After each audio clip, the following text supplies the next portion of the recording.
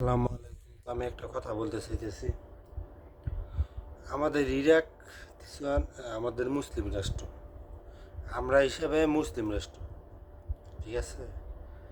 তারপরে আমাদের বাংলাদেশ কেন দাঁড়াইতেছে না? আমরা বাংলাদেশে তো কম কম মানুষ নেই, বহুত মানুষ আছে।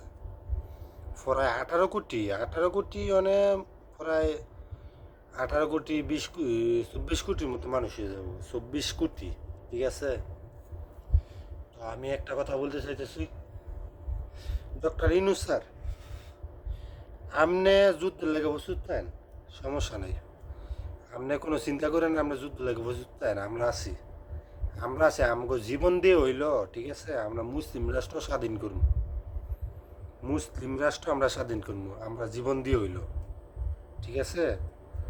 তো ডক্টর ইউনূস স্যার, আপনি এর পদত্যাগ নেন, কারণ ইরাক আমাদের মুসলিম রাষ্ট্র, ঠিক আছে।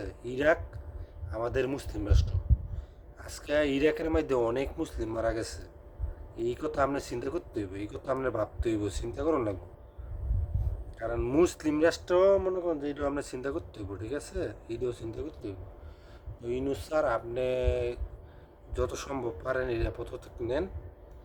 আমরা প্রবাসীরা আমরা প্রবাসীরা আপনার অনেক হেল্প করবো, আমরা প্রবাসীরা, ঠিক আছে।